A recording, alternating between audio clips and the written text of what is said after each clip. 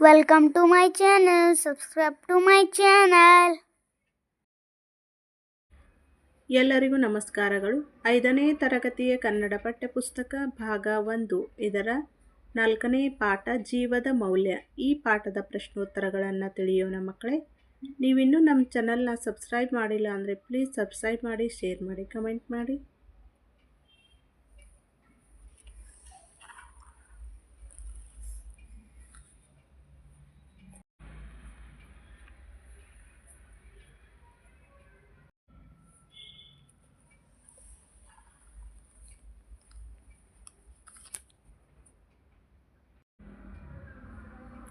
ಪದಗಳ ಅರ್ಥ: ಪರಿಹರಿಸಲಾಗದ ಅಂದರೆ ಗುಣಪಡಿಸಲಾಗದ, ಅವಿವೇಕ ವಿವೇಕವಿಲ್ಲದೆ ಇರುವುದು, ಲೇಸು ಒಳ್ಳೆಯದು, ಆರೈಕೆ ಉಪಚಾರ, ಛಲ ನಿಶ್ಚಿತ ಅಥವಾ ಗೊಂದಲವಿಲ್ಲದ, ಪ್ರಸವ ಅಂದರೆ ಹೆರಿಗೆ, ಸೆಳೆತ ಎಳೆಯುವಿಕೆ, ವಿಷಮ ಅಂದರೆ ಗಂಭೀರ, ಚಿಕಿತ್ಸಕ ರೋಗವನ್ನು ಗುಣಪಡಿಸುವವರು, ಆರೈಕೆ ಮಾಡುವವರು.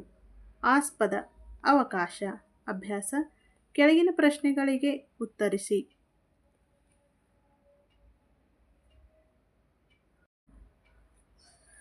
ಪ್ರಶ್ನೆ ಸಂಖ್ಯೆ 1. ಡಾಕ್ಟರ್ ಥೆಡ್ಡಿಯಸ್ ಮಾರ್ಲಿನ್ನನು ವೈದ್ಯಕೀಯ ವಿದ್ಯಾರ್ಥಿಯಾಗಿದ್ದಾಗ ಯಾವುದನ್ನು ಅವಿವೇಕ ಎಂದು ಭಾವಿಸಿದ್ದನು? ಉತ್ತರ: ಒಬ್ಬ ವ್ಯಕ್ತಿಗೆ ಗುಣವಾಗದ ಕಾಯಿಲೆ ಇದ್ದರೆ ಆತನನ್ನು ಬದುಕಿಸಿ ಉಳಿಸಿ ಸಾಧಿಸುವುದೇನಿದೆ? ಹಾಗೆ ಆತನಿಗೆ ವೈದ್ಯಕೀಯ ಉಪಚಾರ ಮಾಡುತ್ತಾ ಬದುಕಿಸುವುದು ಶುದ್ಧ ಅವಿವೇಕ ಎಂದು ಡಾಕ್ಟರ್ ಥೆಡ್ಡಿಯಸ್ ಮಾರ್ಲಿನ್ನನು ವೈದ್ಯಕೀಯ ವಿದ್ಯಾರ್ಥಿಯಾಗಿದ್ದಾಗ ಭಾವಿಸಿದ್ದನು. ಪ್ರಶ್ನೆ 2. ಜರ್ಮನಿಯಿಂದ ವಲಸೆ ಬಂದ ಹೆಂಗಸಿಗೆ ಡಾಕ್ಟರ್ ಥೆಡ್ಡಿಯಸ್ ಹೇಗೆ ಸಹಾಯ ಮಾಡಿದನು? ಜರ್ಮನಿಯಿಂದ ವಲಸೆ ಬಂದ ಹೆಂಗಸಿಗೆ ಡಾಕ್ಟರ್ ಥೆಡ್ಡಿಯಸ್ ಪ್ರಸವದಲ್ಲಿ ನೆರವಾಗಿ ಸಹಾಯ ಮಾಡಿದನು. ಪ್ರಶ್ನೆ 3. ಬಾರ್ಬರಾ ಯಾವ ಸಮಸ್ಯೆಯಿಂದ ನರಳುತ್ತಿದ್ದಳು? ಉತ್ತರ: ಬಾರ್ಬರಾ ಕುತ್ತಿಗೆಯ ಸೆಳೆತ ಮತ್ತು ಕೈಕಾಲುಗಳ ನೋವಿನಿಂದ ನರಳುತ್ತಿದ್ದಳು. ಅದೊಂದು ಅಂಟು ರೋಗವಾಗಿತ್ತು. ಪ್ರಶ್ನೆ 4. ಡಾಕ್ಟರ್ ಥೆಡ್ಡಿಯಸ್ ತನ್ನೊಳಗೆ ಏನನ್ನು ಜ್ಞಾಪಿಸಿಕೊಂಡನು? ತಾನು ತರುಣ ವಿದ್ಯಾರ್ಥಿಯಾಗಿದ್ದಾಗ ಈ ಒಂದು ಮಗು ಇಲ್ಲವಾದರೆ ಜಗತ್ತಿಗೇನು ನಷ್ಟ ಎಂದು ಅಂದಿದ್ದನು ಜ್ಞಾಪಿಸಿಕೊಂಡನು. ಪ್ರಶ್ನೆ ಸಂಖ್ಯೆ 5. ಡಾಕ್ಟರ್ ಮಾರ್ಲಿನ್ನನು ಬಾರ್ಬರಾನನ್ನು ಉಪಚರಿಸಿದ ವೈದ್ಯನಿಗೆ ಏನೆಂದು ಹೇಳಿದನು? ಉತ್ತರ: ನೀನು ಪುಟ್ಟ ಹುಡುಗಿಯ ಕಾಲು ಸರಿಪಡಿಸುತ್ತಿರುವುದಷ್ಟೇ ಅಲ್ಲ, ಕುರುಡನಾಗಿದ್ದ ಒಬ್ಬ ಹಿರಿಯನ ಕಣ್ಣನ್ನೂ ತೆರೆಸಿರುವೆ ಎಂದು ಹೇಳಿದನು.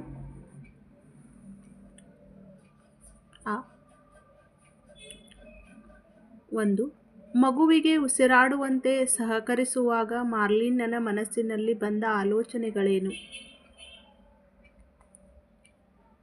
ಉತ್ತರ: ಮಗುವಿಗೆ ಉಸಿರಾಡುವಂತೆ ಸಹಕರಿಸುವಾಗ ಮಾರ್ಲಿನ್ನನ ಮನಸ್ಸಿನಲ್ಲಿ ಏನು ದುರಂತವೀ ಶಿಶು ಅದು ಬೆಳೆದಾಗ ಜೀವನವಿಡೀ ಕುಂಟು ಕಾಲಿನಲ್ಲೇ ನಡೆಯಬೇಕು, ಇತರ ಮಕ್ಕಳು ಅಣಕಿಸಿ ಗೇಲಿ ಮಾಡುವರು, ಈ ಮಗು ಜೀವಿಸುವಂತೆ ಮಾಡುವುದೇಕೆ, ಇದು ಸತ್ತರೆ ಜಗತ್ತಿಗೆ ಏನು ನಷ್ಟ ಎಂಬ ಆಲೋಚನೆಗಳು ಬಂದವು.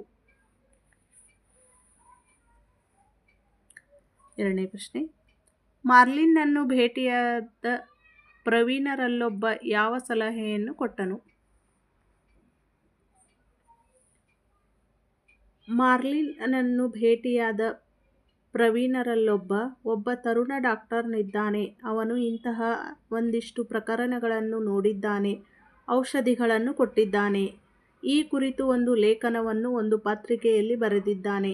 ಅವನ ಹೆಸರು ಟಿ.ಜೆ. ಮಿಲ್ಲರ್. ನಾನು ನಿನ್ನ ಸ್ಥಾನದಲ್ಲಿದ್ದರೆ ಅವನ ಸಹಾಯ ಪಡೆಯುತ್ತಿದ್ದೆ ಎಂಬ ಸಲಹೆಯನ್ನು ಕೊಟ್ಟನು.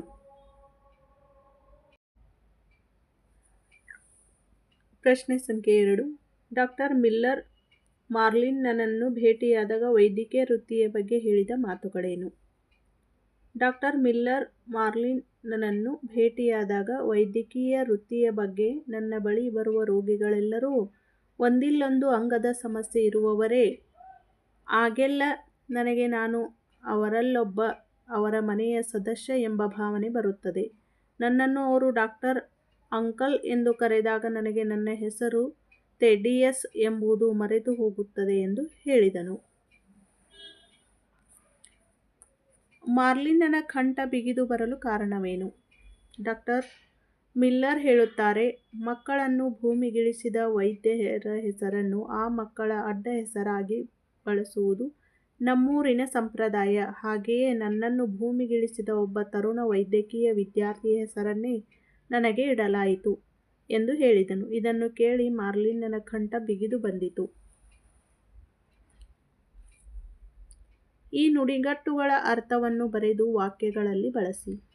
ಕಂಠ ಬಿಗಿದು ಬಂತು ಅಂದರೆ ದುಃಖ ಹೆಚ್ಚಾಗುವುದು ಅಥವಾ ಹೆಚ್ಚಾಯಿತು.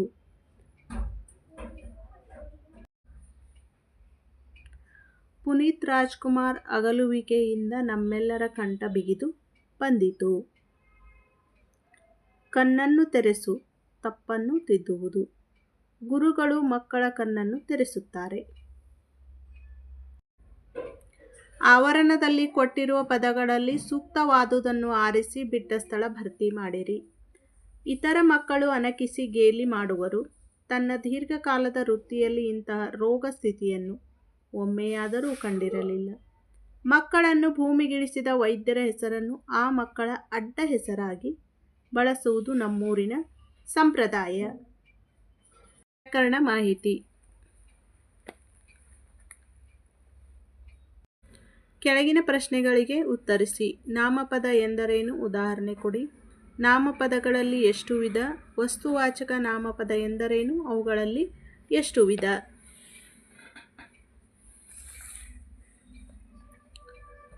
ನಾಮಪದ ಎಂದರೇನು?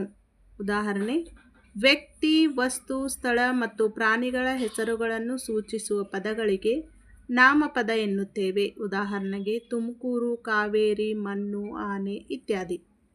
ನಾಮಪದಗಳಲ್ಲಿ ಎಷ್ಟು ವಿಧ? 9 ವಿಧ. ವಸ್ತುವಾಚಕ ನಾಮಪದ ಎಂದರೇನು? ಅವುಗಳಲ್ಲಿ ಎಷ್ಟು ವಿಧ? ಯಾವುದೇ ವಸ್ತು, ವ್ಯಕ್ತಿ, ಪ್ರಾಣಿ ಹಾಗೂ ಸ್ಥಳಗಳಿಗೆ ಇರುವ ಹೆಸರುಗಳನ್ನು ವಸ್ತುವಾಚಕ ನಾಮಪದ ಎನ್ನುತ್ತೇವೆ. ವಸ್ತುವಾಚಕ ನಾಮಪದಗಳಲ್ಲಿ 3 ವಿಧ: ರೂಢನಾಮ, ಅಂಕಿತನಾಮ, ಅನ್ವರ್ಥನಾಮ. ಕೊಟ್ಟಿರುವ ಪದಗಳನ್ನು ರೂಢನಾಮ, ಅಂಕಿತನಾಮ ಹಾಗೂ ಅನ್ವರ್ಥನಾಮಗಳಾಗಿ ವಿಂಗಡಿಸಿ ಬರೆಯಲಾಗಿದೆ. ರೂಢನಾಮದಲ್ಲಿ ಹೆಂಗಸು, ಶಿಶು. ಅಂಕಿತನಾಮ ಮಾರ್ಲಿನ್, ಮಿಲ್ಲರ್, ಬಾರ್ಬರಾ. ಅನ್ವರ್ಥನಾಮ ವೈದ್ಯ, ರೋಗಿ, ಪ್ರವೀಣ, ಕುರುಡ, ವಿದ್ಯಾರ್ಥಿ. ಹೊಂದಿಸಿ ಬರೆಯಿರಿ. ಅಂಕಿತನಾಮ, ರೂಢನಾಮ, ಅನ್ವರ್ಥನಾಮ. ಅಂಕಿತನಾಮ ಗುರುತಿಗಾಗಿ ಹಾಗೂ ವ್ಯವಹಾರದ ಉಪಯೋಗಕ್ಕಾಗಿ ಇಟ್ಟುಕೊಂಡ ಹೆಸರು. ರೂಢನಾಮ ಅಂದರೆ ರೂಢಿಯಿಂದ ಬಂದ ಪದಗಳು. ಅನ್ವರ್ಥನಾಮ ರೂಪ, ಗುಣ, ಸ್ವಭಾವಾದಿ ವಿಶೇಷವಾದ ಅರ್ಥಕ್ಕೆ ಅನುಗುಣವಾಗಿ ಬಂದ ಹೆಸರು. ಈ ವಿಡಿಯೋ ನಿಮಗೆ ಇಷ್ಟ ಆದರೆ ಪ್ಲೀಸ್ ಲೈಕ್ ಮಾಡಿ, ಶೇರ್ ಮಾಡಿ, ಕಮೆಂಟ್ ಮಾಡಿ. ಧನ್ಯವಾದಗಳು.